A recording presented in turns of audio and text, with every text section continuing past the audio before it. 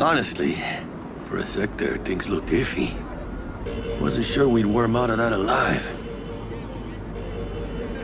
Man, same. Stens is out to get people, wound tight. Though he does have a little honor left. Really think his sense of honor saved us? Well, and the fact he's Haywood born and bred like us. If I hadn't come, you'd be cruising Night City in sexy wheels right now. No, come on. Job was toxic from the start. Even Kabuki under-the-counter magic can't get around an alarm like that. Should've known I'd have the PD on my ass. So, maybe now, as God ordained. Jackie Wells. V.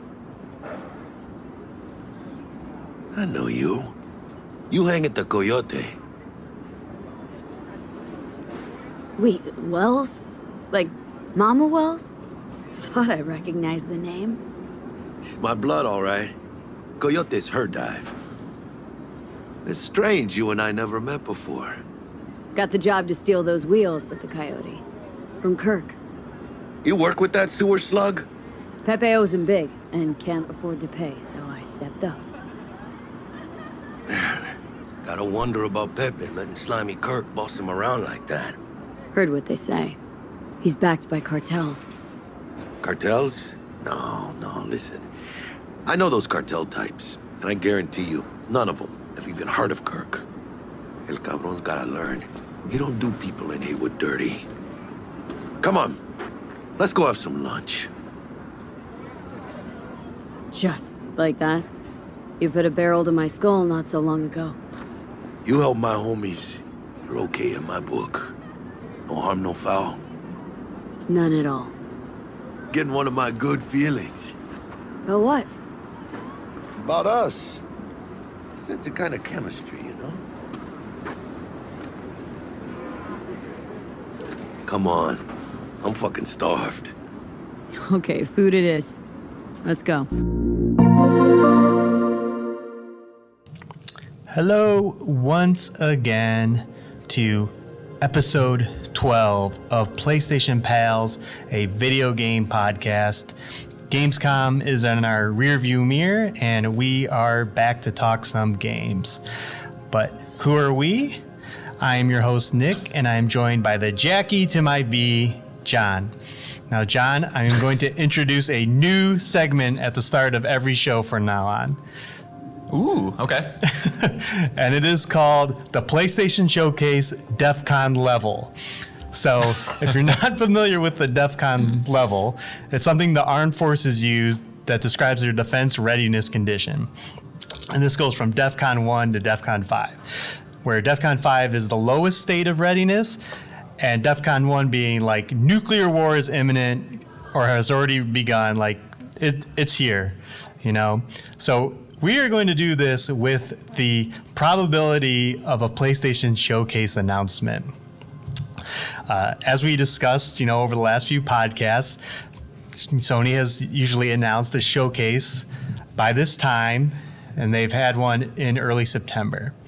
That has not happened yet, but more and more reasons are piling up. And just in the last week alone, a few more have piled on.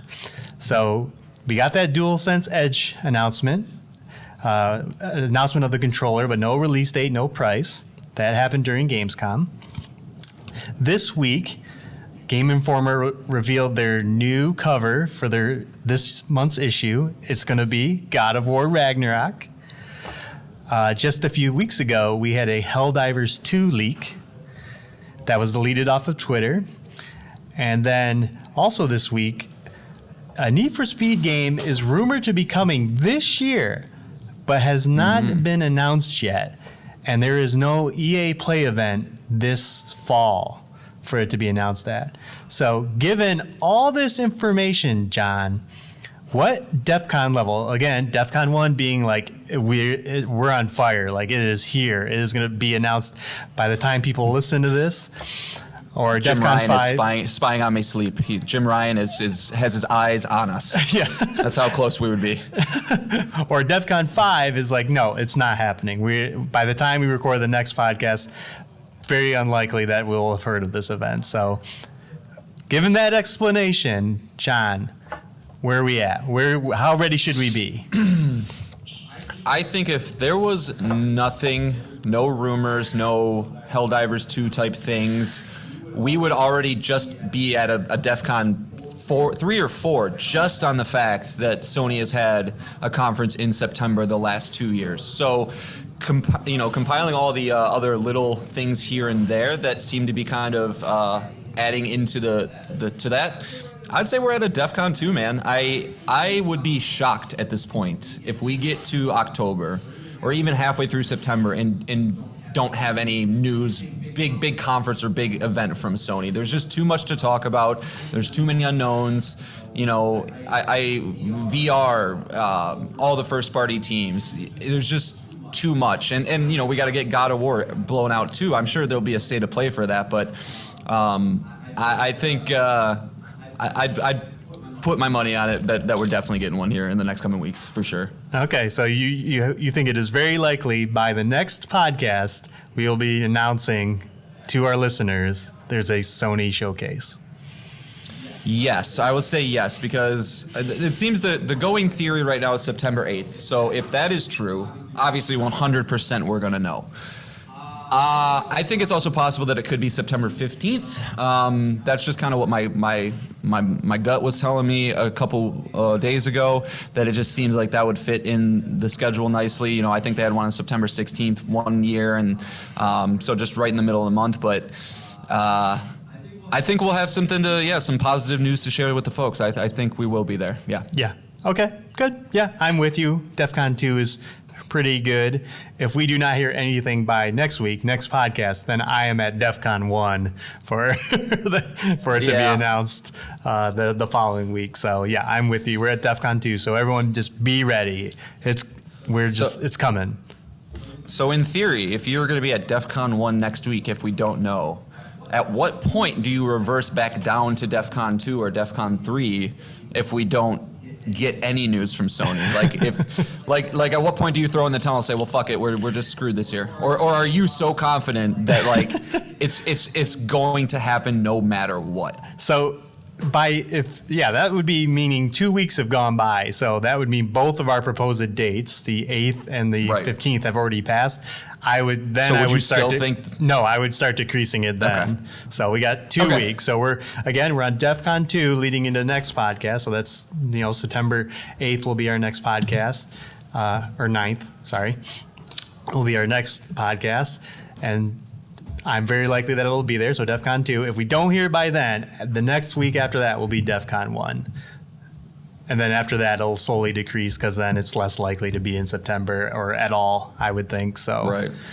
If it's not in September, I don't think they have one. I mean, in theory, they could maybe have one in early October, and wrap in some God of War stuff right into it. But that would be pushing it a little bit, I think. Yeah. Yeah. All right. Well, that is going to be a reoccurring segment. So expect that next week, especially if more things just compile on to the evidence that we've brought to you, between the podcast 2 weeks ago and then now today. More evidence comes to light. We'll share that and update our Defcon levels. So, but we are back to the normal format of the show. So if you're new to the show, this is how it works. John is going to bring 3 things. I'm going to bring 3 things, and we are going to talk about it. It can be a video game we're playing. It can be a news item. It can be an email to PlayStationPalsPod@gmail.com. It can be a tweet at PSPalsPod on Twitter. Any of those things, if we feel like talking about them, we'll talk about them. So this week we'll be heavy on the games. We have a lot of games to talk about since we took a kind of a week off talking about them due to Gamescom. But that didn't stop again. Sony, they just love to interrupt what we were going to talk about because they had a huge PlayStation blog update today. John, tell us all about it. Sure. So, this is the time of month, one of my favorite times of the month where, we get our to see what our free games are going to be for the next month. And as awesome as it was, as a old Essential subscriber to get 1 or 2 games, it's even cooler now because we obviously get the extra and premium tiers, and Sony was kind enough to show us what we're going to be getting this upcoming month, and it's pretty awesome. So I'm just going to kind of go through the different tiers, what's coming to each of the tiers, and then Nick, you and I can kind of like pick and see if there's something we want to highlight out of that list. Does that sound good? Sounds good. All right. So in the Essential tier, and everyone, that's kind of if you were just an old PS Plus subscriber, you just want to play online, it's that standard $60 a year. So in the Essential tier, we are getting Toem, or Tome, T-O-E-M is how it's spelled, which is a PS5 game released in September 2021 by Something We Made, which was their first release. It's very indie to its core. It's got it's a photo taking game made in black and white where you can kind of rotate the environments around. So real cute. I'm sure there's like little missions you got to take pictures of certain ththings, but it got an 80 on OpenCritic. So if you're into cute indie games, that's definitely something to look out for. Then we got Gran Blue Fantasy Versus March, which came out in March 2020 from Arc System Works. So if you're familiar with Arc System Works, obviously it's a fighting game. It's going to have your typical art style that you'll see with that. Has a 79 on OpenCritic, so if you're a fighting fan, I would look forward to that one. And then the last title for the Essentials tier, we have the 2019 release from Ghost Games, Need for Speed Heat, which not much to say there. It's one of the oldest racing franchises in video games, so I don't think the formula has changed too much on that. But it's if you like arcade racing, I'm sure you'll like that game. And then we get into the extra tier, and this is where I think it gets really, really good and really makes me feel good that I am an extra subscriber. So we are getting last year, one of the highest reviewed games of last year, Deathloop, is coming to the service. That received a 10 out of 10 from both IGN and GameStop. So I think if you're listening to this podcast, you obviously know about this game, but definitely check out Deathloop. Then we got Assassin's Creed Origins from Ubisoft Montreal, 2017 game, received an 85 on OpenCritic. It kind of set along the new the new path that Assassin's Creed has been on for the last couple of years with that open world leveling up formula. Set in Egypt. And then we got Watch Dogs 2 from Ubisoft Montreal. November 16th is when that, or I'm sorry, November 2016 is when that game came out. 82 on OpenCritic. Dragon Ball Xenoverse 2 from Bandai Namco. That's October 2016. 73 on OpenCritic as well. With Dragon Ball games, I think you kind of know what you're going to get with those. And then two of the more interesting additions I feel this month that I would urge everybody to pay a little bit of attention to. If you're unfamiliar with these games. And we have Spiritfarer, which is from Thunder Lotus Games. That came out August 2020. It has an 87 on OpenCritic. We'll come back to that one a little bit because I do have some stuff to say about that. And then the other game that, probably the one that I'm most excited for, Nick, is called Chicory, A Colorful Tale. This is also one of the highest reviewed games from last year. Very, very indie title, made by a single guy, which I just kind of found out today, Greg Lobanov.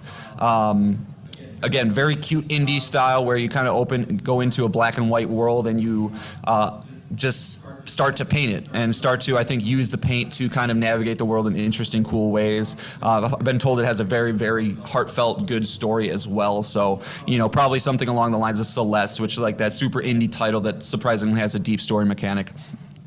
And then real quickly here, Nick, these ones are kind of, in my opinion, throwaways. You got Monster Energy Supercross 5. It's just one of those, extreme motor racing games. I think you're kind of in or out with those. Alex Kidd in Miracle World DX from Merge Games. This is a remake of the 1986 Sega Genesis game Alex Kidd in Miracle World. So it looks exactly the same, just little more pretty, so you kind of know where you're getting in with those. Rabbids Invasion, the interactive TV show. This one was weird, man. I couldn't find a score for this, and I did a little more research on it. It's a 20-episode interactive TV show in which you compete with your friends. So I don't really know what that's all about, but hey, if you like weird experiences, maybe check that out. And then final two ones here. Scott Pilgrim vs. the World, which was re-released in January 2021 from Ubisoft. It originally came out in 2010. It received a 78 OpenCritic score, but I think it's one of those cult classic kind of titles. It was one of the kind of revitalized the beat 'em up genre, which has been seeing a resurgence as of late. And, obviously it was really strong in the early 90s with games like Streets of Rage, Turtles in Time, Golden Axe, things like that. So I've heard a lot of people like that game. And then lastly, we have Rayman Legends, which, if you've tuned into this podcast, you've heard me talk about a little bit here. This game received a 90 on OpenCritic. It's absolutely fantastic. One of the best 2D platformers I've played. 4-player couch co-op. A lot of interesting ideas, a lot of colorful things, a lot of fun gameplay in that one. So definitely, if you like platformers, if you like just kind of a more casual type experience, check out Rayman. And it's also, if you want a little more difficulty, it's got a ridiculous platinum that you can pursue if you want to go for that. So we all heard about that. Yeah, it's a ton of fun, guys. Trust me.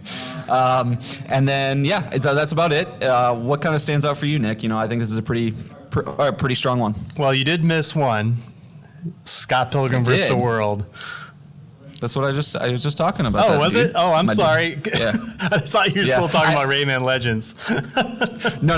Yeah, it was the one. Yeah, it originally came out in 2010. One thing I didn't mention about Scott Pilgrim, though, that's kind of interesting is this game was until recently delisted for a very, very long time. Right. It was a game when it came out in 2010. A lot of people liked it, and then I don't remember specifically why it happened. Something obviously to do with licensing, as is always the case.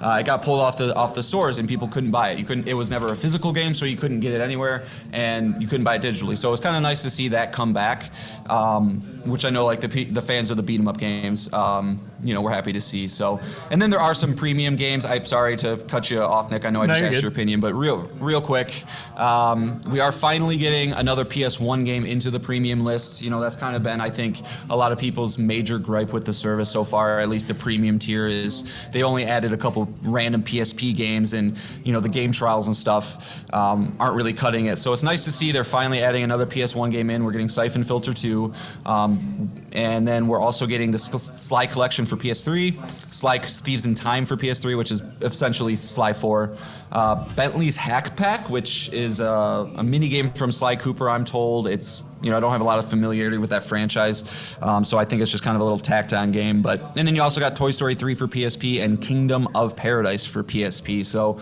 seem like a little more niche titles. Again, it's kind of not going to probably please the masses, but I'm sure there's a couple people out there like, oh, Kingdom of Paradise, and they get super excited, which is cool for that person. But Nick, what stands out to you with the wide selection of games you got? Yeah, this list is incredible overall. This is a phenomenal list between, essential titles not so much, but that extra list, like holy cow, like.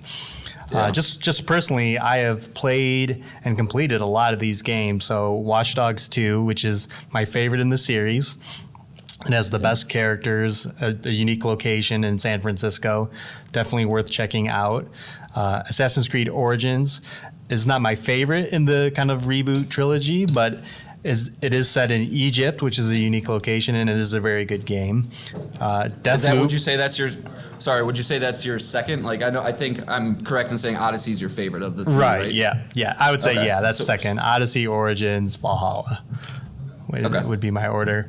And then Deathloop, Rayman Legends are also both very good games that I've played to completion. They're not 100% my thing, but both very good games.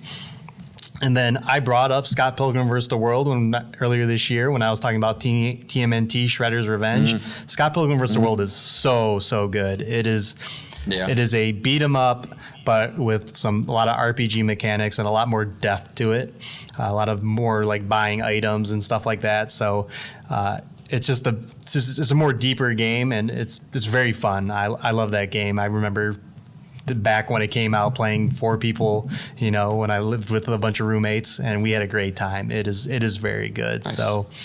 So even though I've played them, they are all very, very good games, and all worth at least, I highly recommend you checking them out. And I know, John, you've played a few of these titles as well. Do you have any recommendations from the ones that you've played? Yeah, the ones that stick out to me, you know, I think a lot of people, you kind of already know what you're getting into with Assassin's Creed and Watch Dogs, right? They're Ubisoft games, they're open world. So, you know, if that's your thing, go for it. But there's 3 games I think that I really want to highlight. Deathloop is one of them. I'm sure if you're listening to this podcast, you know of Deathloop, you know the conversation around it last year, you know, getting a 10 out of 10 from IGN and GameSpot is a very exclusive list. We're talking, you know, Breath of the Wild and Last of Us and Red Dead and things like that. So I don't know if it's that good, but it's a incredibly fun first-person shooter with a weird, you know, twist to it. So do not skip Deathloop. And then Spiritfarer, I actually played on Xbox when I was, you know, messing around with Game Pass a little bit, and that was probably the biggest surprise for me out of all the games I checked out there. It's a very, very chill game, you know, indie through and through, but you're basically a character who's you kind of have a boat that you build, and characters come on your boat and they kind of, you know, have their own little rooms, and you cook them food and you bring them food and you explore these islands. You know, it's kind of Wind Waker in the sense that your map is just a giant ocean with like little islands that are kind of scattered through, and each of the islands is going to have different reasons to go there, different things you can collect to do whatever it is you need to do to make the people on your boat happy. But it's just got a vibe to it that's very, again, very chill and relaxing and just comfortable, you know, and it's something that I would encourage if you like a game to kind of end your night with, or you know, just have a less gameplay focused experience. I would definitely recommend. And then Chicory is the other one that I would highly encourage people to look at. Again, I haven't played that one, but last year when people were talking Game of the Year, this one definitely did come up. And you know, it's got music by Lena Raine, who did Celeste. You know, she's a lot of people's one of their favorite music artists in the video game space. So I think it's just one of those complete packages that does everything well. And I always am just genuinely curious about games that are developed by a single person, because I still cannot wrap my head around that type of stuff.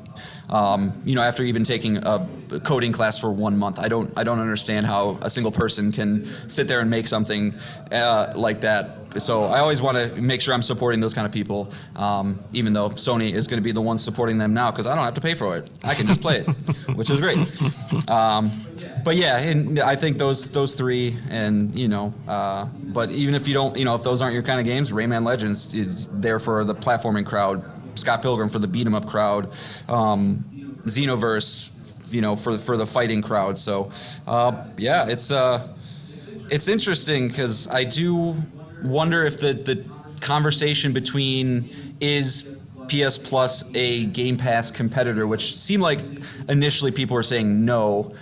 I wonder if we get more months like this, it'd be like, yeah, you know what, it fucking is. Like this is that level, you know. And if Sony starts putting their first party games in like a year after release, a year and a half, 2 years after release, like watch out, man. Like it's crazy. Mm-hmm. It's so far very, very you know, high on the subscription, even if I might have concerns about what it's doing to the industry as a whole. We can save that conversation for another day, though. Yeah. Well, especially with, you know, Game Pass not having any day and date releases for first party titles, because Microsoft just doesn't have any in 2022. So, so the one thing that it does better, there's no real discussion because they're not releasing anything this year. But this is almost like PlayStation listens to this podcast. Everything that we've complained about has been addressed. You know, the PlayStation Premium is getting finally a bunch of games to it. We asked for really good indie games, and Chicory, Spiritfarer, and I'll throw Tome in there too. That addresses that issue, and then it's still bringing big games, including one of the biggest games of last year, in Deathloop. Nobody can complain about anything. Like almost every genre is covered here too. So this is awesome. This is, again, we talked about last week briefly of like whether PlayStation Plus Extra is worth it, and right now, fuck yes, it is worth it. Hands down. You know. Yep, this is the kind of list. If I go online and I see anybody comment about how this is bullshit, I'm just like, it's you have nothing to stand on. You know, is it perfect? No. Could it be improved? Yes. But yeah, I am excited to see what we keep getting, to see if this quality stays up. And just lastly here, I want to I wonder if we're going to start seeing the essential games be pulled back a bit. And I don't know. It's obviously too early to make a claim like that, but if you add a game into extra, and this is I don't know the answer to this, Nick. I don't think you know the answer to this, but if you put a game into extra, does that negate the ability for that game to go into essential in the future? Because if it does, I think you could start seeing the quality be pushed into extra to get people to upgrade, and which is fine. I mean, it could be kind of a little bit of a dirty practice, but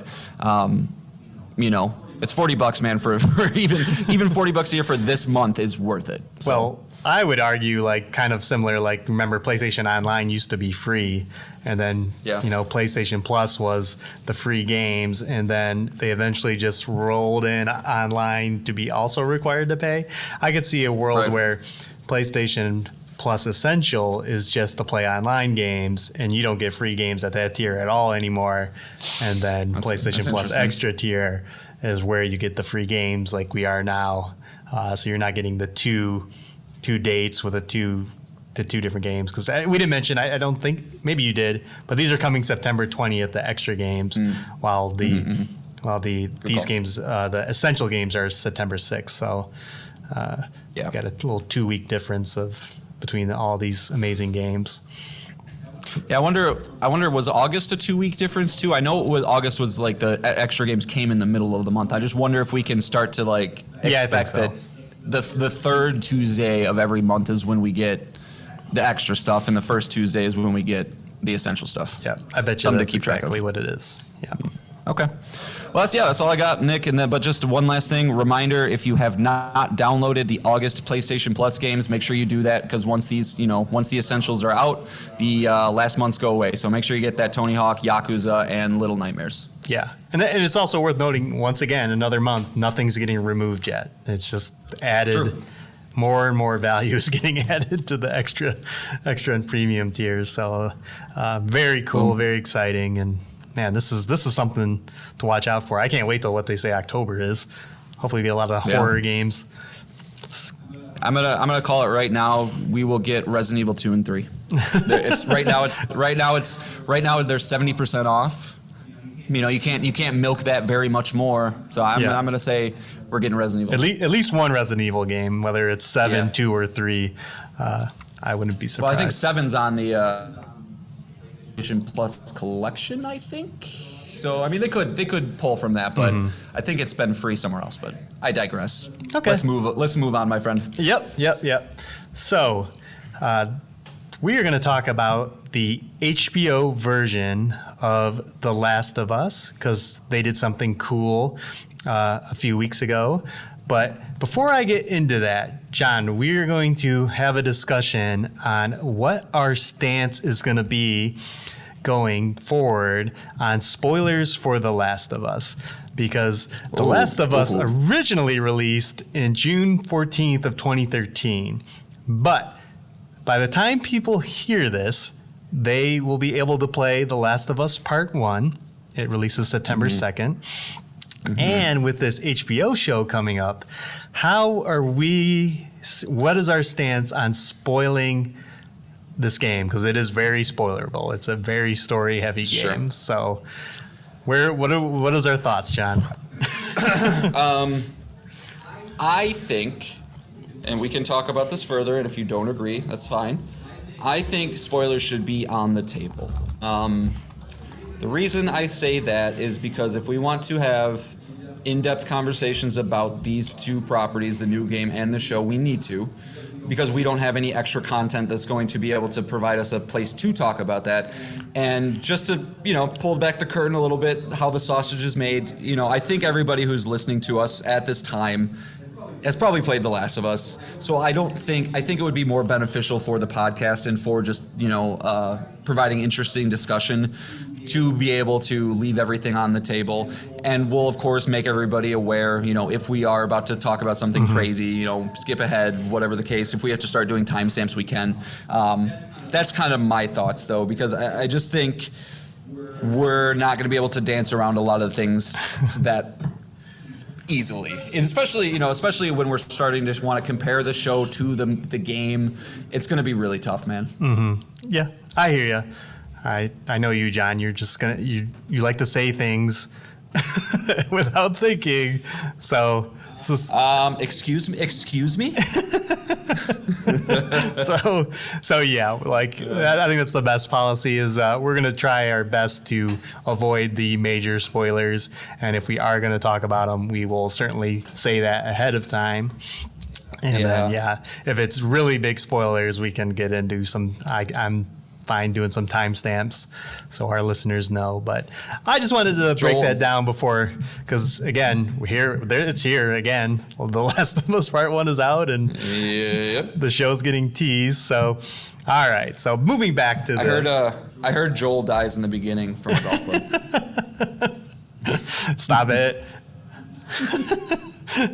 Anyway, so moving on, back on August 21st, right before HBO was about to show, the new Game of Thrones series, House of Dragons, they released a nice little YouTube short trailer of what's coming next. And HBO has been killing it kind of lately as a streaming service. Not only is, House of Dragons the biggest hit, but they have shows like Euphoria, White Lotus, Succession, and older shows like The Sopranos, The Wire, so this is a streaming network that, has a lot of big heavy hitters, award-winning shows, in their stable. It's the best, hands down. Hands down is the best one. Yeah. Oh, yeah. They have Chernobyl. I'll say that for John.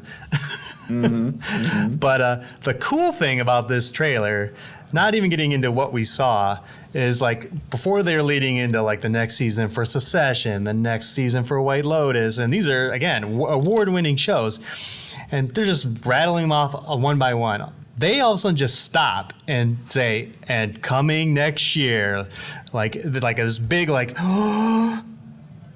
HBO's The Last of Us, and that was a cool moment. We're both fans of the game. We're really excited about this adaptation. We're really hoping HBO is all in on it, and to see them do this kind of hype for this show just means A, that they're putting a lot into it, and B, the show's probably looking really, really good.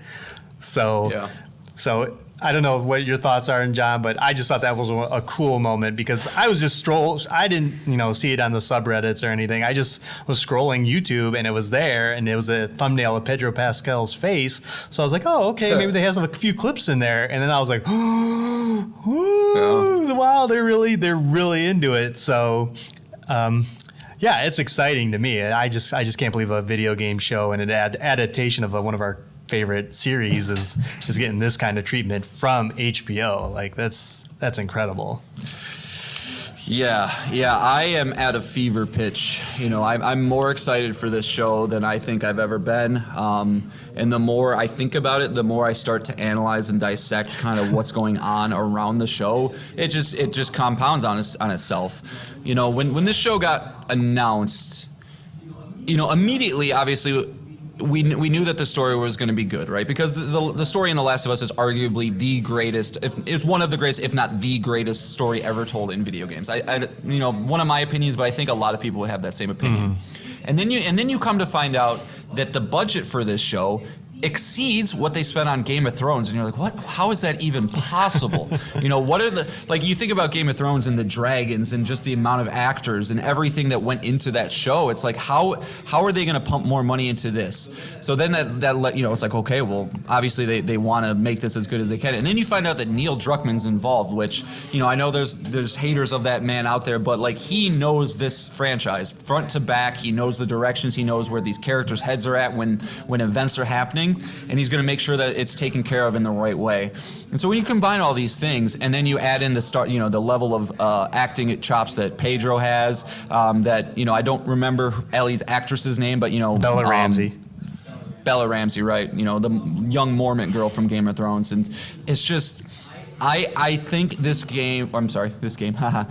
show is going to light the world on fire. I have just a feeling in my gut right now that it's we see a lot of properties, right? It's almost a joke at this point when a video game property gets made into a movie or TV show that is going to be bad, right? You think of Resident Evil and things like that. I don't know if there is a property that's more tailor-suited for a gritty HBO show than The Last of Us. We don't have to deal with like how Horizon just had a show announced coming out, and people are like, well, how are they going to do the robots? Is it going to look bad? Is it going to look budget? Whatever the case, this just fits, and HBO doesn't miss, man. The Wire, one of the greatest shows of all time. Game of Thrones, one of the greatest shows of all time. Sopranos, one of the greatest shows of all time. And if they can give that level to The Last of Us and introduce this series into the public eye, and get the girlfriends of the world, all of us boyfriends and husbands out there like trying to get our spouses to watch The Last of Us, and they say, no, I don't want to watch you play a video game. It's like, okay, well, you want to watch this amazingly produced HBO show? It's just gonna be, I think it's gonna be fucking huge, and man, give me that release date. Yeah. I didn't have that thought of like how the Game of Thrones, like the book readers had when they were probably with their spouses and friends when they knew what was going to happen. And now we get to do it since we've, completed the games. Yeah. We get to do it with our spouses and friends who haven't done so. So that I didn't even think about that angle on the show. Well, you think about you think about the moments in the game, like the really impactful moments, and we don't have to get into spoilers now, but you meet two characters like midway through the game, and then obviously bad things happen to them. That is the end of an episode right there. You think about Joel, gets really, really hurt at a specific point. Like that's the end of an episode. Like I know there's a lot of people out there that are kind of upset in the fact that we're just getting, it seems, a retread of the first game, and they're not really exploring, maybe the time between the time jump that everybody I'm sure knows about or anything like that. But that's not to say that they can't go there down the road. If they can set the groundwork now, establish that, hey, this is a story worth telling. This is a story that you're invested in now. They could maybe lead that into The Last of Us 2, which would be weird because you'd probably have to recast Ellie. But that's not to say that they can't Better Call Saul and say, hey, we're doing a prequel show. Hey, we're doing a spin-off here. We're doing whatever. If Neil Druckmann is involved with that, it's going to be respectful to this universe and respectful to the level of quality that the series is. And it's just... I'm more excited for this show than the Lord of the Rings show, and Lord of the Rings is my favorite movie of all time. So that kind of tells you something. Yeah, they didn't show much, so anyone complaining at this point really doesn't have much to stand on. No. There's only a few cuts of scenes that are in the game. Obviously, we know the beginning. There's a cut to the opening of that game, which, if you've played it, is very memorable. We see Nick Offerman as Bill, and then we get some lines from Pedro Pascal as Joel and Bella Ramsey as Ellie that are taken right from the game. So, and it probably maybe is 20 seconds, so we don't even get to see a clicker or anything like that. So there's not much to show, so we don't really know like where the deviations or if it's going to be pretty one-to-one for the most part. But it looked good. The very few clips that we saw, it looked really, really good. I just really hope that we don't have to deal the entire time this show is airing with that vocal crowd of you-know-who's about The Last of Us 2 or whatever that just won't shut up and try to act. Because like they will try and actively get people to hate it. And I hope we don't have to deal with a lot of that, No, well you know where they're at, see. So if you just avoid that, you'll be fine. Or the heavily downvoted comments in every Last of Us post. That's them. So, with any of these things, it's like they're the vocal minority. The majority of people love the series, love the second game, and are and those people also do love the first game. So, if they were to get mad, they would probably get mad, and if they ever eventually get into like the second story of the second game. So, probably won't have to deal with it. I just hope not, because that shit annoys me. No, that's fine. But this is exciting. And again, as you mentioned, that Resident Evil show for Netflix, which got canceled after one season and wasn't very well received. It's nice to see a lot of heavy people and again, as we mentioned, a network known for bringing quality content, take one of our favorite games and adapt it. So it's all very exciting. I'm sure this is almost like it's another fuel for the fire for a PlayStation showcase. Like they could have the full trailer for the show there. Yep. With a release date, maybe. Yep. Yeah, it's just yeah. I don't need to go more into that. But like, yeah, why would HBO announce, put this thing out now unless if they had to prep for the for the Sony thing? So I don't know. So stay tuned. We will definitely be talking more about this show going forward. But a cool thing. I can already tell, by the way, just from that conversation, that we made the right call in saying spoilers will be fine, because like I already in that conversation wanted to say like 8 things that I know people will be like, oh. Right. So, all right. Let's move on. Let's move on to games. We played a lot of them. Yes. John, what is the first game you're bringing? Oh, it's a little indie title from our Polish friends over there in CG Projekt Red. Teased it a little bit last week, and that's Cyberpunk 2077. Mm-hmm. So I've probably put about 5 hours into the game, so not as much as I would like, but enough to have some initial impressions and kind of see what this game's all about. And so far, man, it's so far so good. I spoke a little bit about the character creator last week, so obviously that's the first thing that you kind of see when you come into the game. But the level of detail and the what you can do with that character creator is it's amazing, and it really just kind of gets you immediately invested in the world, invested in your character. I don't know if I'm completely flipped my script on how I feel about character creators, because I gotta imagine this is one of the better ones out there. It was so good that I had to get my wife involved too. I was like, hey, I want you to make a character. I just want to see what you do, to see if she would kind of go the crazy route or just like make something that she liked, and she just basically made herself. But it was really funny when the camera zoomed back from the face and then you just saw a naked body with boobs and a penis, and you're just like, what is going on? She was very, very confused. But I digress. When you start playing this game, man, I don't know if I've ever come across a game that the main draw or pull for me is just being in the world. I'm sure I'll have changing opinions on this as we go forward. But when I play a game, I want to know, how does it play? How does it feel? How does it feel to move around this world? And I don't even care yet. I don't even care that the gunplay is okay. It's fine. It's good. It's not bad. It's not great. But I don't care, because I just want to see what is the next environment I'm about to be in. What is the next group of characters I'm about to see? You run into this gang early in the game, and the way that their face is modified might be the right word, but it's there's a giant hole missing from their eyebrows down to their top of their lip, and it's they got these red implants put onto the face, and it's just you've never seen anything like this stuff. Mm-hmm. And the art direction and the art style is so consistent that everything fits in. Everything looks like it belongs in Night City. It's one of the most realized worlds I've seen in games, and I've only seen, God, I don't know, 0.5% of it, right? I'm only, I haven't even met Keanu Reeves yet, which I know, that's one of the biggest, he's one of the biggest characters in the game. So I am really looking forward to playing it. Again, the gameplay is great. I think the driving feels good. It's not a standout feature of it, much like I think The Witcher. The Witcher stood out not because it was fun to use the swords, but because the stories that you're being told, the world that you are living in is so good, and you can really see that come through with Cyberpunk as well. So Cyberpunk showing that CD Projekt Red showing that they're not a one-trick pony when it comes to that is nice to see. It's gonna be kind of getting old to say it at this point, but it's just so unfortunate, the game, how it released.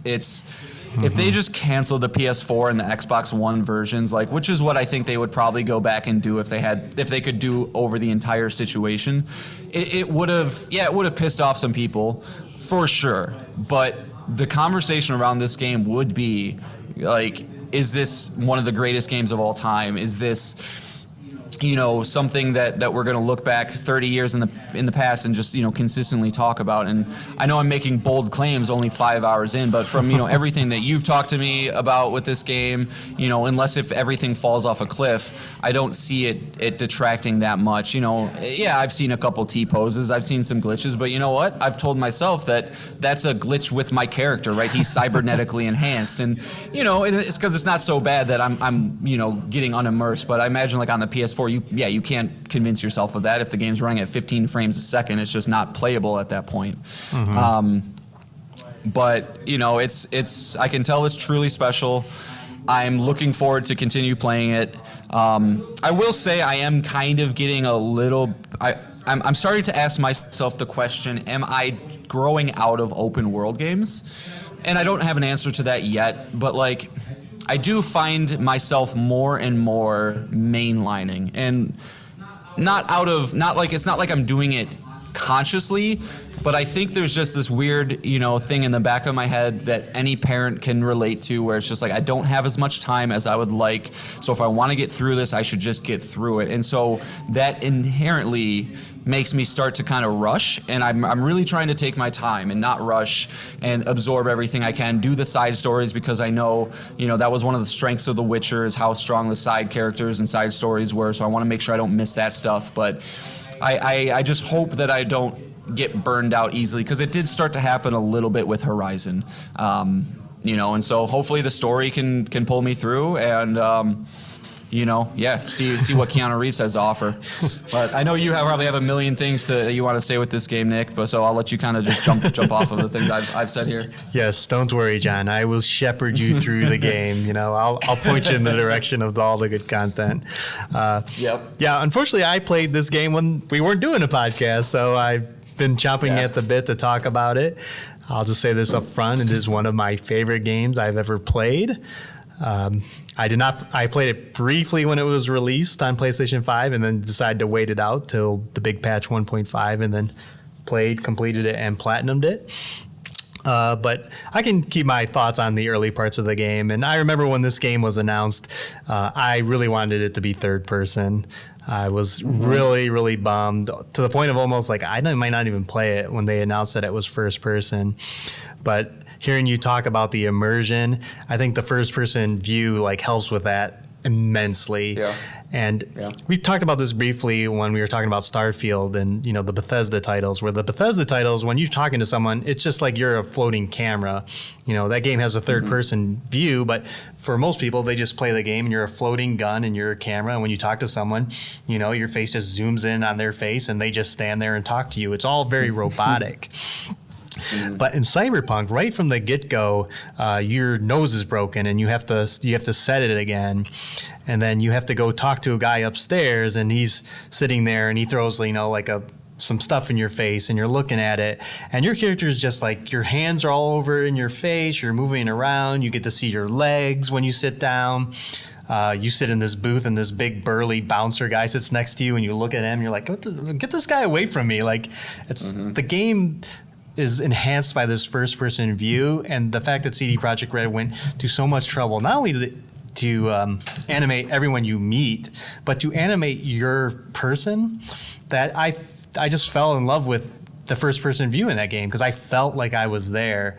And you get that right from the start. It's just, it's incredible. I love this game, and I think the immersion part of it is a big deal, and especially in the beginning. I think more when you get into the open world and you start the grind quests and stuff like that, it's gonna feel more of a game to you. And I know you mentioned, John, you were bummed you hit a car. You're like, oh God, I hurt somebody.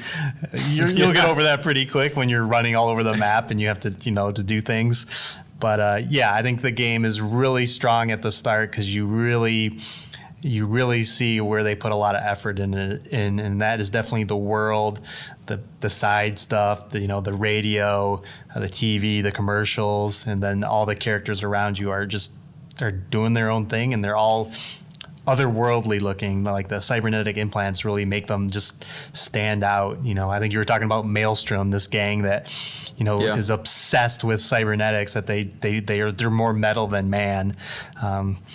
and their skin is pulled back and all that, and it's really gnarly. But it really sets you into that world, and it's one of the best parts of the game. I did want to briefly mention the beginnings, because I did Street Kid. In this game, you're offered like 3 like intro sequences: Corpo, Street Gang, Street Kid, and then Nomad. How did you feel about the Nomad? I believe you said it doesn't take very long. I don't think any of them do. No, I mean, I feel like at this time it doesn't really matter. I mean, I've come across some conversations with people, and they'll put a big N next to if one of the dialogue choices is Nomad specific. So yeah. I feel like every time I see that, I just have to choose it, because I'm like, well, this is the unique thing for my guy, so of course I'm gonna say that thing. Yeah. But like, in the beginning of the game, we talked about this a little bit, Nick. I felt like the very first thing I did in the game was meet Jackie. Like, I felt like that was like the very first thing I did, which I've been told is you meet Jackie with all 3 characters. So it didn't really. For the only thing it really felt like it did is it just started me outside the city. It starts you in the desert like a nomad. So yeah, I thought they probably could have done a little bit more to make it feel like you are who you are. But I don't think it's going to detract from the game at all. Yeah, and again, you're early on. You're going to do a lot of stuff with the Nomad people, and I'm sure your background will come up a lot there as opposed to mine, where I thought Street Kid made more sense, because it like you said, you meet Jackie and you're a part of a little low level gang mercenary. That Street Kid just made more sense for someone who gets into that line of work so fast. I was just curious. I'm curious to hear your take, because that is a perspective I didn't have in my playthrough. So. Yeah, I'll try to focus on that to see if they, just make sure I can remember all that stuff. But yeah, I just went Nomad because I love hiking in the desert. So I was like, oh, I like that environment. That's where I'll be. But yeah, real quick, just to kind of piggyback on you and like the immersion and everything, man, it's like one of the things that really stood out to me in the beginning of this game, just to set the like expectations for the level of detail and the length that CD Projekt Red is going, is like in every single game we've ever every open world game, right? You get that disembodied phone call from somebody, and you might see their face in the corner. You might just see their name, who you're talking to. What CD Projekt Red does is they light up the NPC's eyes into this like yellow, like this yellow color. Where I noticed it, and I was like, wait a minute, Jackie's eyes aren't yellow. And then I was kind of, wait, he's talking to a different person. And then as soon as he stopped talking, his eyes go back to normal, and then the conversation re-engages. It's like, that's so cool, and it's such a minor thing that they didn't have to do it. It wouldn't make any difference, but just allows you to really feel like, hey man, like this is not New York City 2022. This is its own place with its own set of rules, with its own type of people, and I'm sure there's going to be a whole ton of things that are kind of on that same level. But I do find it. My guy did not break his nose in the beginning, so that is something that is a little bit different between. It was unique to mine. Now that I think about it, yeah, that was okay. That was something that I had to do in the Street Kid beginning. So yeah. But yeah, man. I mean, I'm sure it's going to take me a while to get through this one. The speed in which I play, so it won't be the last time we talk about it. We'll not at all. Some check-ins and things. But yeah, I will not let that happen. No. And I just highly recommend, if you had bounced off this game, 2 years ago when it had come out, to give it that second shot, because with the new patch, bugs were rare for my playthrough, and as John mentioned, same for him. So please check it out. It is worth your time. It's a great AAA game. So if you like Grand Theft Auto, play this game. Yeah. I will not listen to anybody's opinions if they say Grand Theft Auto is better than this game. It is silliness. That is silliness. You're still early on. We'll see. Nope. No. Well, you know how I feel about Grand Theft Auto anyway, so. All right. So moving on, John, we both checked out MultiVersus. This is a Smash Brothers clone, and if you don't know what that means, basically 2 to 4 players are on a stage, and the goal is to knock the other people off, and you do that through a variety of moves to do so. This came out on July 19th of this year. It is from Player First Games and Warner Brothers.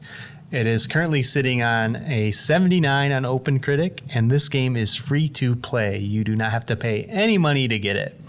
And the hook of this game is that it pulls from all the Warner Brothers properties. So you can play as Batman, Arya Stark, Rick and Morty, Bugs Bunny, Steven Universe, just every childhood. If you grew up in a certain time period, one of these characters is probably going to relate to you. Iron Giant. It's Tom really and Jerry. Yep, Tom and Jerry. The cast is really bizarre. It's really weird. But that's kind of its strength, is that it's got a bunch of different properties to pull from. You can even play as LeBron James because, he was in Toon Squad. It's very weird, but, it's free, so it's something worth checking out. My initial thoughts, though, is it doesn't feel great to play. And I know you played it too, John, so I don't know if that's how you felt as well. But the game feels very floaty. And also when I'm trying to do like a up attack or a side attack, I feel like I'm missing it. And I'm doing an up attack when I should be doing a side attack when I should be doing an up attack. Or they have this mechanic where you hit up in the attack button and you hold it and you'll charge up for a more powerful attack.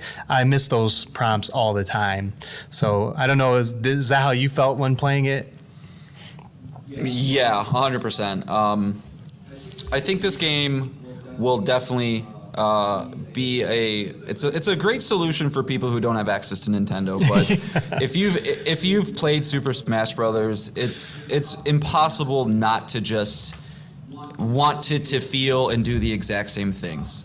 So I don't know, man. I think it's really cool. It's obviously blowing up. Looking at the NPDs for July, and granted, nothing came out really. This was the number one selling game above Elden Ring, and it's free, which means that people are going in and actually buying the various packs that give you, whether you want to have all the characters unlocked or whatever the case. So obviously it's going to get very, very popular. It's already hit 20 million players, things like that. But I would argue that if it was only available on Nintendo, it would not have anywhere near the success because, like you said, it's just not fine-tuned yet. It might get there. But one thing that I noticed, Nick, when we were playing, and I don't know if this is just because we don't understand the mechanics as in depth as we may if we play it more, but every single character, right, that we were playing 2v2, it seemed like every single character almost at every point had the exact same damage in to them, which tells me that either the game's not balanced or you're just kind of running around hoping for the best. Because in Super Smash Brothers, right, the what do they call them? The smash attacks are different from the tilts, which are different from your standard things. It really feels different, and it feels like you're doing the attack that you want to be doing. But what I noticed, at least with the characters that I was playing, is my over smash and my over tilt or over what, for lack of a better term, they all felt the same. They all did the same amount of damage. They all just kind of melded together. And so I think they need to continue to tweak that, remove the floatiness a little bit, because if you jump and I feel like if you push the stick to the side at all, your guy's moving a quarter way across the platform. And that just doesn't feel right to me. Unless if that's what they intended. But I think it's a good game, though. I don't want to shit on it entirely. For a free-to-play game, if you're a younger kid, if you have, a 10-year-old kid with his 12-year-old brother, this is perfect, right? This is absolutely what you would want to be able to play as a parent. Hey, it's free, go have fun, have Iron Giant kick the shit out of Bugs Bunny. What do I care? But I think its quality is not even close to Super Smash, and that's going to be what it gets compared against forever. Yeah, I was going to say, if it wasn't free to play as well, they would be judged under much more scrutiny for that. It would be Nickelodeon All-Star Brawl. Yep, exactly that. Because there are other things about the game that just feel off. Everyone has a similar, you have regular attacks and special attacks. Everyone's up special attack is just an uppercut, it's just... It's not in Smash, if you're Snake, you grab a drone and you fly up, or if you're Star Fox, you use a jetpack, or, in if you're Mario, you do his special brick up attack, that are very different. Everyone has a different up attack. Everyone's up special attack in this is just an upward cut with their weapon or their fist if they have one. Like that seems weird. And then for a game that's pulling from all these properties, the stage music and the stage levels are so uninspired. Like it really bums me out. It's like the music is so forgettable, and how can that be when you have all of these licenses? Like Batman has an amazing soundtrack, Looney Tunes has an amazing soundtrack, Rick and Morty has amazing music. Like what is going on? Just within the last 5 seconds, I was like, yeah, okay, Arya Stark battle on the wall with the Game of Thrones theme playing. Yep. Done. Like, you know what I mean? Like, you could do that so easily. Yeah, so it just seems, it's so weird that it's just like not really digging into these properties. I mean, the characters themselves are great. The voices and they brought the Arya Stark actor from Game of Thrones to come do the voice. They got Kevin Conroy doing Batman. Like the characters animate and talk like them, but like the world around them needs to be the same way, and it's just not there yet. I don't know. It's going to be around. Again, it's free to play. It's in quote unquote beta, which I don't buy that at all. But your game's out. Yeah. Everyone's playing it, and you're charging for things in it. It's as season's passes come out, so it's out. It's not a beta anymore. So, but it's there. I just wanted to briefly touch on it since me and John went 5-0 when we played. Granted, but Nick got every single kill. Yeah. Granted, our rating is probably the lowest it ever will be because we haven't played the game ever, so they probably match you up with the same type of people. But just humble bragging that. I think we beat a level 8. I mean, I don't know what that means, but yeah. But it'll be a game to keep an eye on because again. Just like Smash Brothers, like character announcements were like one of the best things about Nintendo Directs forever. Same thing here. Like when you got the Warner Brothers, giant sea of IP they can pull from. Like they announced Black Adam and a Gremlin from Gremlins as upcoming characters. So it'll always be a game to watch out for. And if you're bored and want a multiplayer game to play, it's always there too. So I think though you did just last point here. I think you hit the nail on the head when you said like every character's uppercut is this or up B is the same, and that's what they need to do. They need to make sure that these characters have a sense of identity, and so that people can play the way that they want to play. Because thinking about Smash, it's like, do you want to be a ranged character? Do you want to be fucking Mr. Game & Watch? Do you want to be Pikmin? Right? Like all of these have such varied mechanics that I think that's why people latch onto it, because they find their character, they find how they like to play, and it's unique to every other character in the game. And if you can't give people a reason to latch onto a character. It's just like, well, I'll be everybody, and therefore I'm not really invested. Therefore, I don't really care. So, yeah, good point. So, all right, that's my piece. Let's move on to the next game. Yeah. So, Gran Turismo 7. So this is a Sony first-party game from Polyphony Digital, released March of this year. Kind of in the shadow of the massive shadow of Elden Ring that cast for a couple months. So, granted, this is a racing game, so you're not going to be. If you don't want to play a racing game, you're not going to want to play a racing game. But I gotta say, John, my first note about this game is that it was in the shadow of Elden Ring, Horizon Forbidden West, and even God of War Ragnarok, because it's got to compete against the other first-party games that. I keep forgetting it came out this year. Like. Yeah, it was kind of a weird release because I think the Gran Turismo franchise is the most it's sold more on the PlayStation platform than any other franchise, right. like at least that they own. So it's obviously huge, and I think consistently it will sell 10-15 million copies. It's just the people who play these games are pretty quiet. They don't. They probably play racing games. They have their wheels and their racing chairs or whatever the case. But for me, I think my history with Gran Turismo is. I don't know what year it was. It was probably 2001 or 2002. I broke my arm playing football. And I was in a cast for 6 months because the doctors fucked up my surgery and I had to go in twice. And so that obviously allowed me to have a lot of time to play video games. And I devoured Gran Turismo 3. There was just something about the loop of that game that was so satisfying, from the getting licenses to unlocking, getting those licenses which unlock these cars that you can now play as. Then you buy the cars, and then once you have the car, you can start upgrading the car, and you watch your horsepower increase and increase and increase. And it's just a very, very satisfying loop. So going into this one, I was really, really hoping that they were going to have the same type of loop, because they kind of stepped away from it from 4, 5, 6 in sport. They went a little more in the online realm, where it's about just winning races against other people and not really focusing on that single player experience all that much. And very, very pleased to report that they nailed it, man. It's exactly what I wanted.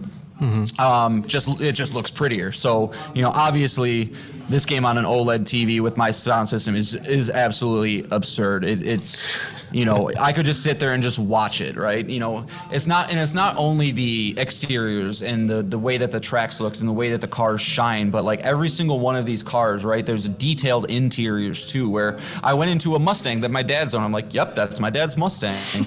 I worked for Avis back in the day, so I went in these normal ass cars, like a Toyota Prius. I was like, yep, that's exactly how this car looks. And so, you really see the love for cars in this game. In fact, they might love cars too much, because one of the first impression that this game gives you is you load into the game and you're immediately hit with an 8-minute unskippable movie into the game. You're like, well, what the hell is this? And then you get through the game and you kind of go through and you're like, all right, I'm having fun. And then you close the game and you go to bed and you wake up the next morning and you go to work and you're like, all right, I'm ready to play Gran Turismo. And you load the game in and you have to watch an 8-minute fucking movie. It's like, what? What do you mean? I already watched this. You actually have to go into the settings and deactivate the intro movie to not have to see that every single time. It's it's a cool movie, right? It's basically the history of cars. It starts off in like 1890, showing you all these Model Ts being made, and then it goes into the the 60s and the Formula One and then the modern cars and blah blah blah. Yeah, you have to watch that every single time unless if you deactivate it. So I was just like, that's a little silly. No, that's absurd. It just rubbed off a little bit wrong. So it's like, all right, we get you love the smell of your own farts, like it's cool, whatever. You did a good job.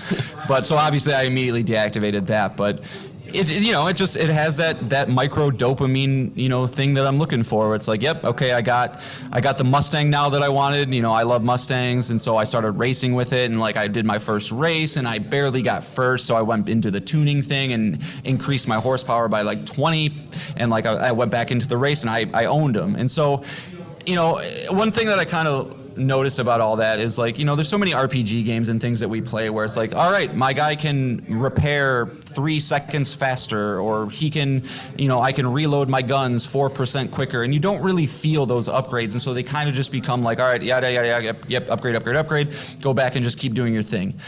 You can really feel the difference with this one, because these races are measured in tenths of a second, and so when you go back into a race and you're like, well, I don't know if this is going to make a difference, and then you go and you're like, oh, I just improved my time by 8 seconds, and all of a sudden you're destroying these races. It's just very, very satisfying if you're into that kind of thing.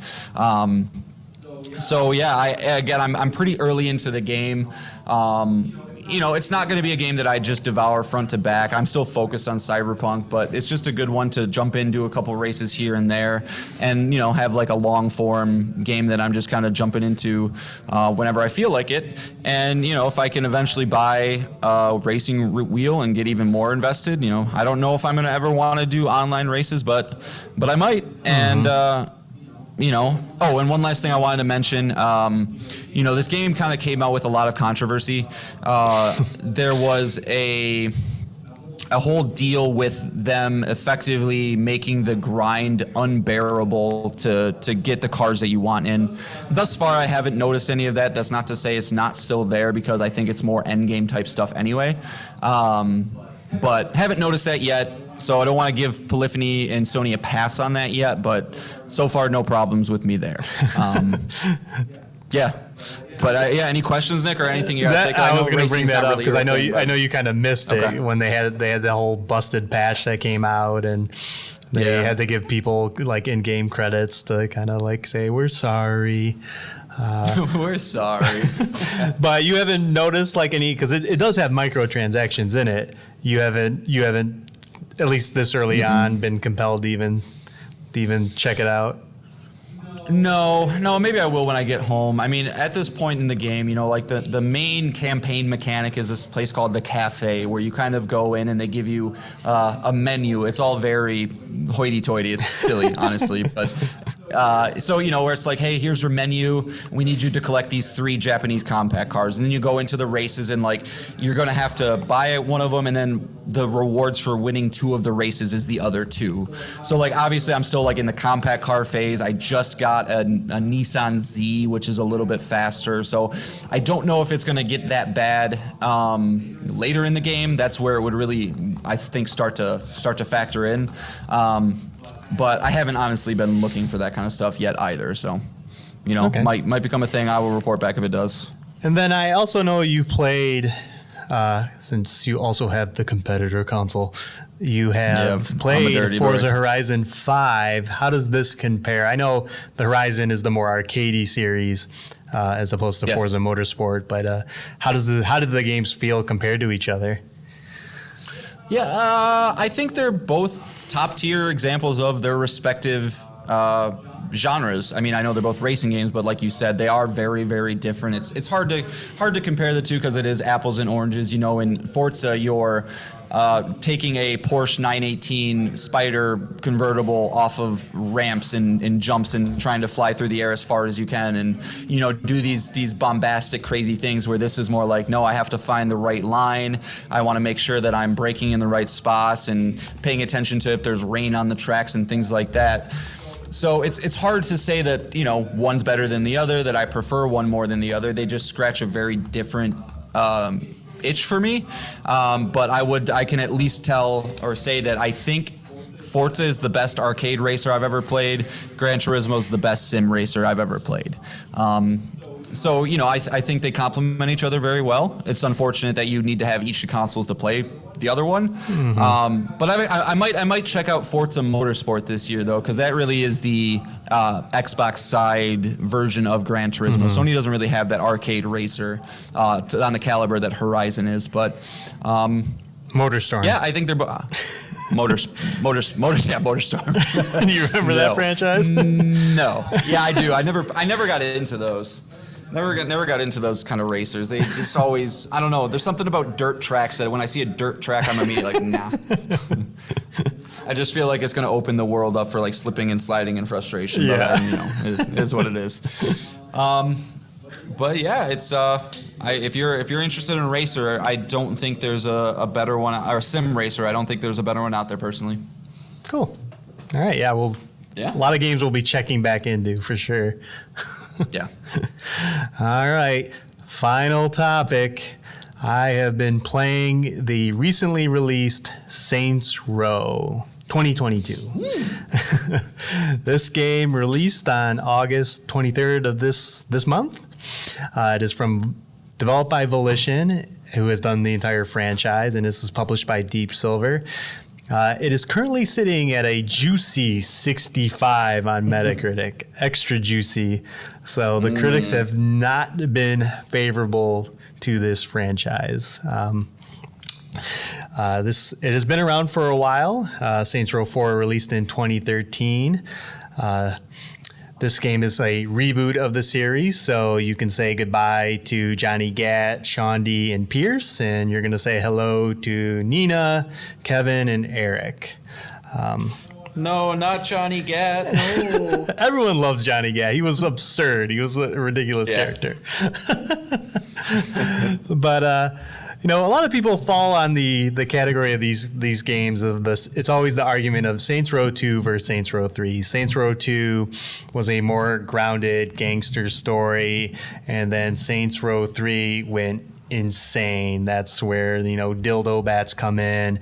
There's a mission where you are racing chariots that are pulled by gimps. Wait. How does anybody choose the other one then? If it's dildo bats versus gangsters, that's not a competition. Dildo bats all the way. Yeah, and I'm going to agree with you, when, we've talked about it before, or, even last week, when you have Dead Island versus Dying Light, and you have, MultiVersus versus Smash Brothers. These comparisons have been going on forever. Metal Gear versus Splinter Cell, Halo versus Killzone, That was never really a comparison. Yeah, sorry, really. sorry, Gorilla. You were never as good as Halo, but very similar to that comparison. Saints Row had to go up against a little franchise known as Grand Theft Auto, and when you're going up against one of the best-selling franchises of all time, like, is it really worth it to stay grounded and try and do the same thing it's doing? Like, sorry, Saints Row 2, like, that's just not going to work. You know, you're not going to have an identity when you're going against a game with a budget of 100 times your budget, you know, and 100 times probably the people working on it. So it only made sense for Saints Row to go into this bombastic, ridiculous formula where, you know, Burt Reynolds is the mayor of the town and there's a zombie outbreak and just all like Saints Row 3 was like separated itself from Grand Theft Auto by just being so crazy and absurd, you know. So you Saints Row 2 lovers, like, no, you're wrong. Like, the franchise would not be here still if that was the case. But Sorry, Jack. but you'll be happy to know that Saints Row, the current reboot, is kind of a Saints Row 2.5. It's not as ridiculous as Saints Row 3, at least as far as I am. I'm about halfway through the game.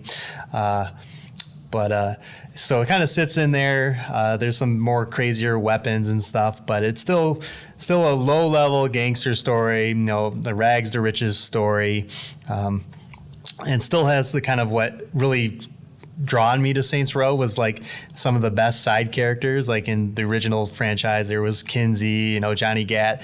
These guys were like, you know, the Garrus and other characters from Mass Effect. They were just characters that you cared about, and the writing was great, you know. And you grow into love these characters. And same thing in this, like, you're just swapping them out, but there's that same, like, heartfelt story. Early on, you're trying to recruit this badass gangster who throws knives and everything. And he's like, comes and he thinks you're going to go rob a train, but instead you're like, well, we got to see if you fit. So they all put on matching goofy hats and just do goofy things like go sing karaoke or cook food, and this like hardcore gangster's like, what the fuck is going on here? But you know, but it's like that heartfelt, like, you know, that you can right off the bat, you know that these people are friends. You know, they're sitting around a table, they're talking, you know, and then it's funny, they can't pay their rent, so they're like, let's just go rob the convenience store down the street, you know, and you're like, what? Like, we were just having mimosas for breakfast, and now they're just gonna go rob a bank? Okay. So yeah, it's like they're a tight-knit crew, and the strengths of the previous Saints Row games is still here. The problem being that this game is basically Saints Row 5 if it was released on Xbox 360 and then remastered for current consoles, because it is just the same engine, the same driving, the same thing that you saw on Saints Row 3 and 4. Like, nothing has changed. Enemies just run around and try and get as close to you as possible while still shooting you. Melee enemies just chase you around the map. They're not really looking for cover. There's really no strategy here. There's no cover system for you as well. Something that competitor, Rockstar Games, got rid of back end with Grand Theft Auto 4. Like, they introduced the cover system. That's still not in this franchise. And just the world is very beautiful, but it's not very detailed. You can't go in a lot of buildings. There's not a lot of cars on the street. Cars pop in and out. Boats pop in and out. Planes pop in and out. Like, and not just like in the distance. Like, cars at the same intersection just pop in and out.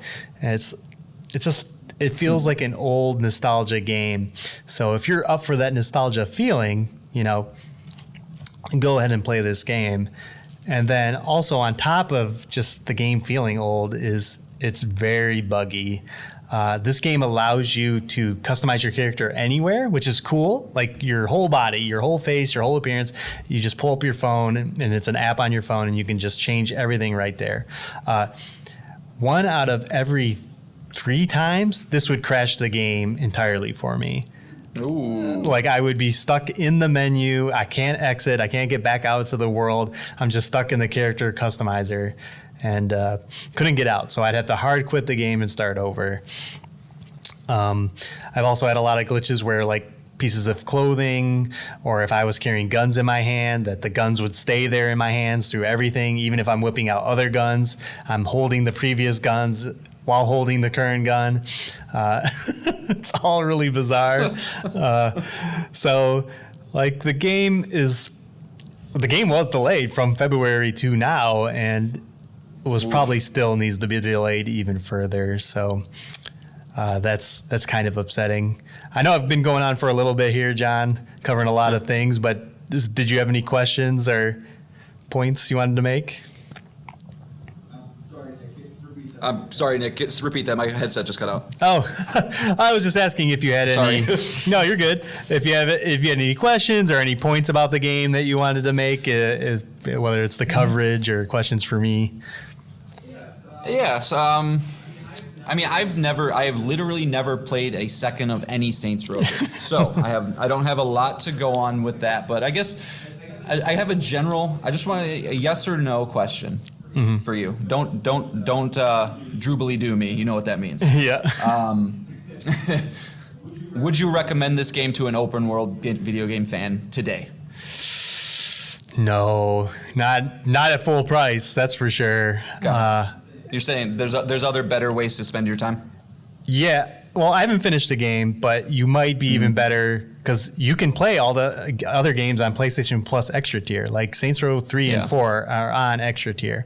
So you could play those games, and I would recommend just going back and doing that before spending even a dime on this game because, one, it's only going to get better with more patches. It got a patch on Saturday, on a Saturday, which I was like, oh, that's bizarre. You usually don't get patches on a Saturday. Which specifically fixed that customer customization bug that I was talking about.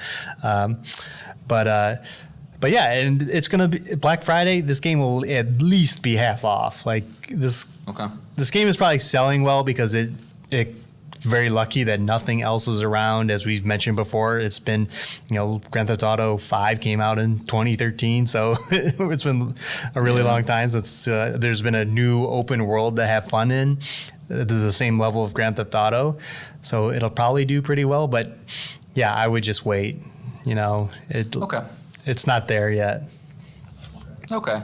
Yeah, and so that's kind of my when I look at the game, when I kind of see things posted on the internet or whatever I'm looking at, it just seems shallow. Shallow kind of seems like the word that I kind of consistently come back to when I look at this game. It seems like everything is like kind of surface level good, where you're going to have fun doing a couple of the things, but there's going to be a lot of repetition. I've seen some gifs of people saying like this game is literally held together with tape, where like a guy's driving down the road and like the sidewalk is separating from the road and things like that. And so, it could be fun. It's just, I look at the game and I find it hard to believe that there's not a better open world game that could scratch that itch that I would have a better use of my time playing. And that's just me personally. I'm not, if you're a Saints Row fan, if you just like those zany kind of games, have at it. But, for me personally, it probably won't be anything that I really touch, especially when I have Cyberpunk. I'm sure you would agree, Nick, if I have Cyberpunk in one hand and Saints Row in the other, you'd be an absolute buffoon to choose Saints Row. Yeah, so. It's not even a choice. Yeah. There's fun to be had here. I'll say that. Like there's a mission where you drag a safe behind you and it's bouncing all over the place and you're just wrecking everything with you. There is a propulsion football that when you attach to cars or people, you told me that, like blast them into space and they zoom all around the map. It is hilarious. I could do it all day and it's just funny. It makes me chuckle every time. But those fun moments are behind a giant grind and a okay story so far that I've played. So, have you ever played a Just Cause game? No, I have not. It would probably be very similar to that. I feel like I feel like this is like Just Cause crossed with Grand Theft Auto. I don't know. I'd be curious if you spent like 15, 20 minutes with a Just Cause game. I haven't played them either, so I don't really know. Just have seen the when you said the football thing, that reminded me of Just Cause, because I know that's a big thing in that game. Yeah, and that just reminded me of the wingsuit in this too, is also a very Just Cause thing. Right off the bat, you are given a wingsuit, so every time you're in the air, you just hit the jump button again, and you can fly. And it's great that it's right out of the gate there, that you have this great way of moving around the map. But this is very similar to Just Cause, because Just Cause has all these movement options, the zany propulsion devices that you attach to anything, but is also a buggy mess like this is. So, so the comparisons are multi-level with the Just Cause series. I mean, that makes sense if you're trying to incorporate the level of physics that these games are, and and how big the worlds are. It makes sense. So. Yeah, well, I'm glad you're having fun with it, man. I mean, that's why we play video games, right? To have fun. Right. So fuck everything else. Yeah, and as I mentioned, there's nothing taking my attention away. If something else was out, I don't know how much I'd be in it. It'd probably be just kind of like a Cyberpunk 2077 situation, where I put this game on the back burner and just come back to it when it's all patched up and running much better. So. But if you just gotta wait, you gotta beat it in 20 days until you get those extra games, and then you get it. Yeah, but the reviews are apt. I thought that reviewers, they weirdly don't. Games are rated on a scale of 1 to 10, but nothing ever usually gets below a 7 or a 6. But the reviews on this are apt. It's old school game design. It's very buggy. The story's passable, and it feels like a Saints Row game, but it's 2022. Games are much better than this can be. So, right. All right. Well, that's my piece on Saints Row. We might come back to it after I finish it, but I will put a pin in it for now. And that's it. That is 6 things, John. We're going to leave you on not only the Cyberpunk immersive as far as, the world and the animation and all that, but it has a great both licensed soundtrack and original soundtrack. And for today's podcast, I'm going to leave you on a song called The Rebel Path by P.T. Adamczyk. It's a great song. It's been in a few of the trailers. You've probably heard it. It just gets you pumped for the game every time. I believe this is the song that plays, John, when you boot up the game, and it's giving you a cutscene of all the areas of Night City. It's phenomenal. Nice. But do we have anything to tease for next week? Oh, of course we do. If there is a Sony showcase on September 8th, we will be talking about that for sure. As I mentioned, we'll ditch the whole format and just talk about it, announcement after announcement. So that could be exciting. Well, if there's one on the 8th, right? Let me see. If there's one on the 8th, Nick, we're recording on Fridays, so we'll go right into it. But we'll exactly. Go right into it. You'll get some very live and hot reactions to all the announcements. But if it's not there, a 3-hour podcast too. Yeah, we'll try. But if it's not there, Sony did have an announcement we weren't able to cover today. They bought a new studio, but not an exciting one. We'll definitely talk about that next week, and I believe we'll be talking more games because more will be out. More will be out, and I got some Cyberpunking and some Gran Turismo to do. So yeah. Yep. Just it's all a giant countdown until either the showcase or that big Kratos game. I don't remember what it's called. Yeah. I hope I remember it comes out. Something. Yeah. So, all right, everyone. If you're in the States, enjoy your holiday weekend. Enjoy that extra day. Spend it listening to us. If you do, we appreciate that. But we will be back next week with 6 more things or a Sony showcase. So. Also, real quick, Nick. Oh. Anybody out there, our tried and true listeners, please write in with a question. We would love to have a question.